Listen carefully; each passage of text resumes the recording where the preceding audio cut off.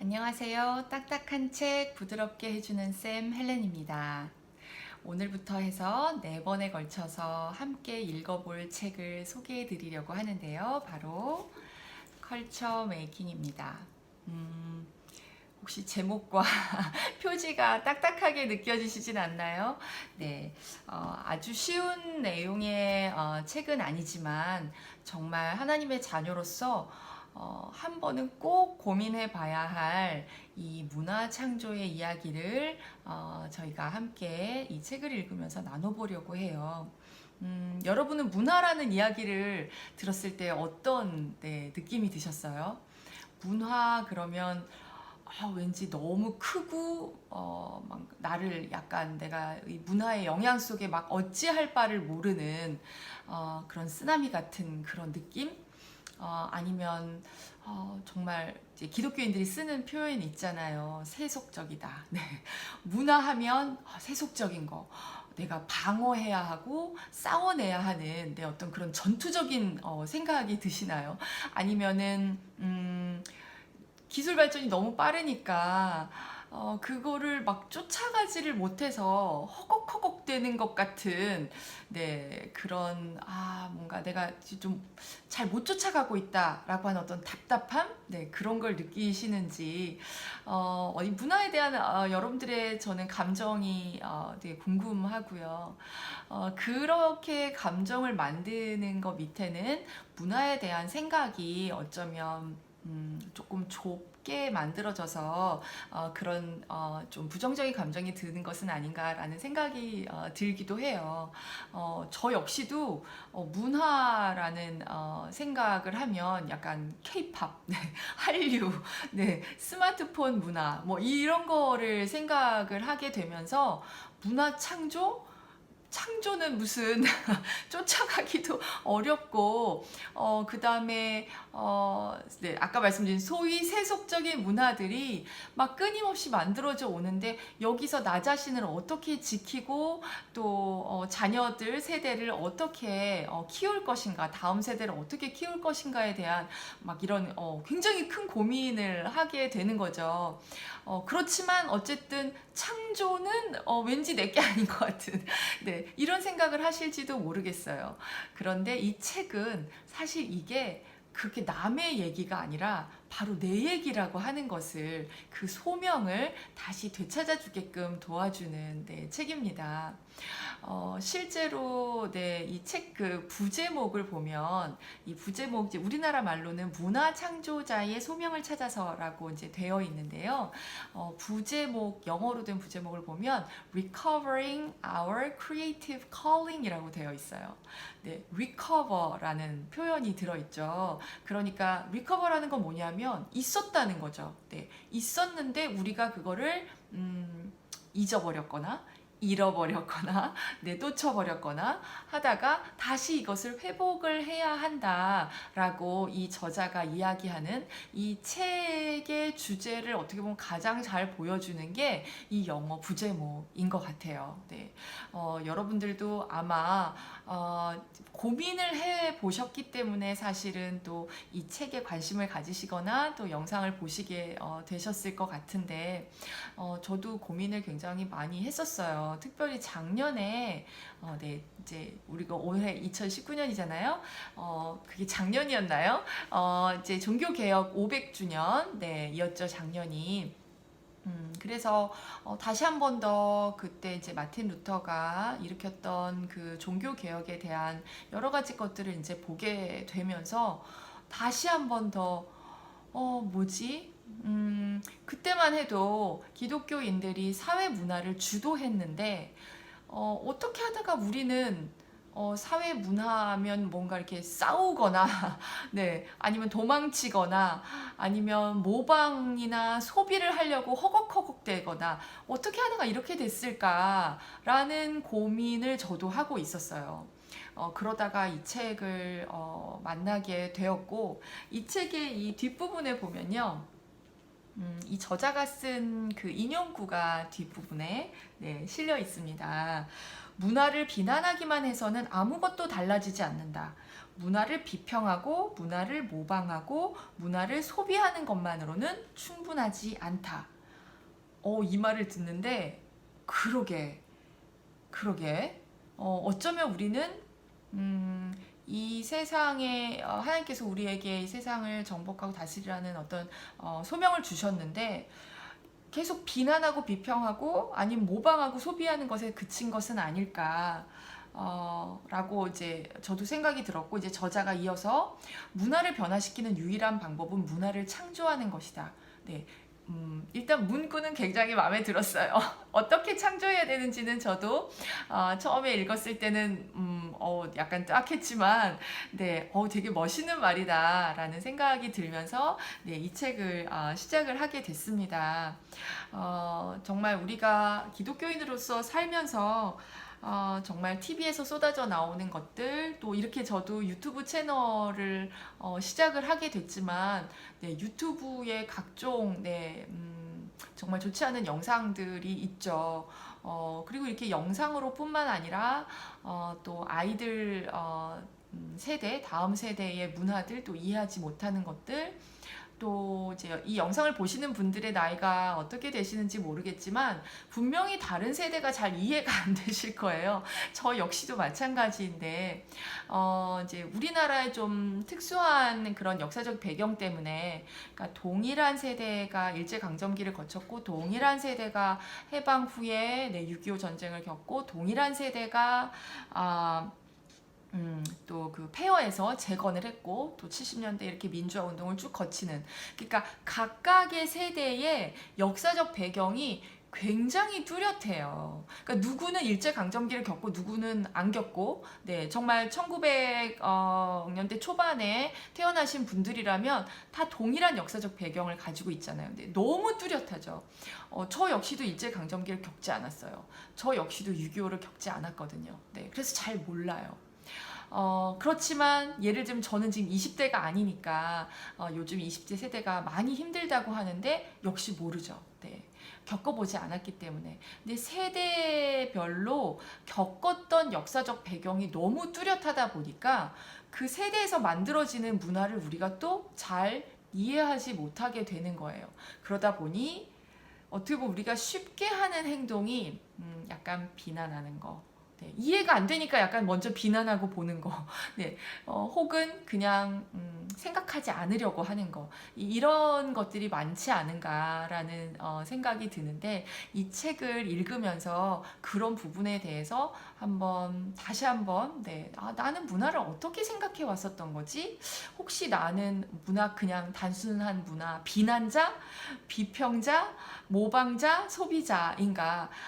나의 삶에 있어서 문화적 창조자로서의 역할은 얼마나 감당하고 있을까. 근데 이게 굉장히 대단한 게 아니더라고요. 이 책을 보니까 네, 창조하면 막 그럼 무슨 내가 K-팝 한류 이런 거창한 거, 네, 무슨 스마트폰을 개발한다거나 네, 이런 거 전혀 네, 아니고요. 어떤 직업에 있던 어떤 나이에 있던 우리가 주어진 환경과 상황 속에서 문화를 창조하고 개발할 수 있다라고 하는 것을 네, 어떻게 보면 이 책이 성경적으로 네, 기독교적인 세계관을 가지고 다시 한번 조망할 수 있게 네, 도와주는 책이라고 볼 수 있습니다. 이 책에 네, 자세한 1부, 2부, 3부 네, 이렇게 세 부로 이렇게 구성이 되어 있는데요. 그 각각의 자세한 내용을 이제 다음 영상에서 네, 또 말씀을 드릴 거고요. 오늘은 서문을 가지고 간략하게 이 책에 대해서 조금 더 짚어보고 네, 이 내용을 마무리를 하려고 합니다. 네, 서문을 보면은요, 이 저자가 네, 굉장히 정말 흥미로운 그 문장으로 네, 이 책을 시작을 하고 있는데 제가 읽어볼게요. 유년기의 특징은 순진함이고 청년기의 특징은 의식이며 성인기의 특징은 책임감이다. 이 책은 문화적 책임감의 문턱에 서 있는 사람들과 기독교 공동체를 위한 것이다. 네, 저는 문화적 책임감이라는 말이 확 와닿더라고요. 저 역시 네, 이렇게 유튜브를 시작을 하게 된 게 네, 문화적 책임감의 문턱에 서 있다가 네, 용기를 내서 이렇게 개인 방송을 시작을 하게 됐는데요. 뭐 이렇게 네, 하는 거는 뭐 저에게 주어진 또 이제 사명이라고 생각이 들고요. 각자 네, 이 방송을 보시는 분들마다 사명은 다 각자일 것이라고 생각이 들지만 중요한 것은 문화적 책임감을 느끼셨었습니까? 라는 질문을 던지고 싶어요. 문화적 책임감을 느끼셨었는지. 아마 제 생각엔 이 영상을 보시는 분들은 그 책임감을 느꼈었고 어떻게 해야 될지 잘 모르겠어서 그리고 또 이 고민을 함께 나눌 사람들이 사실 많지 않아요. 네. 교회에 아무리 다녀도 생각보다 이런 고민들을 나눌 자리가 그렇게 많지 않잖아요. 그래서 그런 고민을 혼자서 끙끙끙끙 하시다가 네, 이 책까지 오시게 된 분들이 많으실 거라고 저는 생각을 합니다. 그래서 이 책이 그런 부분에 있어서 조금이라도 네, 답답함을 풀어주는 기회가 됐으면 좋겠는데요. 이 책은 말씀드린 대로 세 부로 네, 나눠져 있고요. 1부에서는 1부의 제목은 문화인데요. 그 안에 이제 세부 챕터가 있고요. 특별히 1부에서 다루는 거는 우리의 그 문화에 대한 개념을 저는 확장시켜 주는 게 가장 큰 이제 역할이라고 생각을 해요. 생각보다 우리가 문화에 대해서 되게 좁게 생각하고 있었다는 것을 이 책을 보면서 알게 되는데 그 문화에 대한 개념이 좁다 보니까 아까 맨 처음에 말씀드렸던 대로 때로는 이렇게 두려움, 뭔가 이렇게 거부감 혹은 생각하고 싶지 않거나 그냥 무작정 따라가거나 이렇게 되는데 우리가 문화라는 개념을 정말 성경적 관점으로 다시 재조명했을 때 정말 우리의 크리에이티브 컬링, 창조적인 소명을 다시 회복하는데 이 개념 확장은 정말 반드시 필요한 부분이 아닌가라는 생각이 네, 듭니다. 그래서 여기서도 이제 질문을 던지죠. 문화적으로 의식이 있다는 거, 문화적으로 책임을 진다는 건 어떤 의미인지, 정말 단순히 세속 활동과 신앙 활동을 분리해내는 거, 네, 그것만이 정답일까? 네, 이런 것들을 이제 다루게 되고요. 2부를 가면 2부의 내용은 또 살짝 달라지는데, 어떻게 보면은 성경 전체를 관통하면서 창조주시죠. 하나님은 창조주이신 하나님, 그리고 통치자이신 하나님, 그리고 정말 인간의 몸을 입고 오신 예수님, 이 하나님과 예수님 또 성령님을 통해서 드러나는 이 문화라고 하는 것이 무엇인지, 창조라고 하는 것이 무엇인지, 인간에게 주어진 것이 무엇인지에 대해서 성경의 이야기를 통해서 다시 한번 그 개념을 좀 확장을 네, 하게 됩니다. 그리고 3부에 가면은 마지막으로 네, 우리의 소명에 대해서 새로운 질문을 던진다라고 이제 서문에 나와 있는데요. 이 서문 요 부분을 잠깐 읽어보면요. 마지막으로 우리의 소명에 대한 새로운 질문을 던지고 싶다. 우리는 세상에서 정확히 어떤 일을 하도록 부르심을 받았는가? 우리의 소명은 문화를 바꾸는 일인가? 아니면 세상을 변화시키는 일인가? 문화 창조자가 되기 위해서는 세상 어디에서부터 시작해야 되는가? 네, 정말 어디서부터 손을 대야 될지 모르겠는데 권력이 가장 다루기 어려운 문화의 실체이며 네, 나중에 권력 이야기가 나와요. 이 얘기는 네, 제가 3부 이야기할 때 나오겠지만 정말 재밌습니다. 네, 권력이 가장 다루기 어려운 문화의 실체이며 권력의 고르지 못한 분배가 불가피한 일이라면 우리는 이러한 권력을 어떻게 다루어야 하는가? 네, 그래서 이런 질문들 나중에는 공동체와 함께 문화를 창조하는 것, 그리고 이제 십자가의 이야기로 네, 마무리를 하게 됩니다. 그래서 정말 이 책이 여러분들이 갖고 있는 여러 가지 고민들을 뭐 완벽하게 해결해 줄 수는 없겠지만 나만 고민하고 있는 것은 아니구나 라고 하는 거, 그 다음에 또 고민이 조금씩 풀려가는 부분도 저는 있을 거라고 생각을 하고요. 네, 제가 정답을 가진 사람도 아니고 네, 이 저자가 정답을 가진 것도 아니지만 네, 여러분들이 그 안에서 정말 하나님께서 주신 정답을 찾아 나가실 수 있을 거라고 네, 생각이 듭니다. 마지막으로 저자에 대한 소개를 간략하게 해드리고 네, 영상을 마칠게요. 앤디 크라우치라는 분은요, 참 재밌는 게 보통 이런 기독교 서적은 목회자 분들이나 또 신학 박사님들이 많잖아요. 그런데 이분은 그렇지 않아요. 대학 IBF 사역자셨고요. 그리고 다큐멘터리도 제작을 하셨고요. 음악에도 굉장히 네, 뛰어난 분이셨나 봐요. 예배인도 하시고 예배인도 쪽으로도 책을 쓰시고 네, 크리스찬 잡지의 편집장으로도 오래 일을 하시고요. 굉장히 다방면으로 네, 그런 재주를 많이 가지고 계신 것 같아요.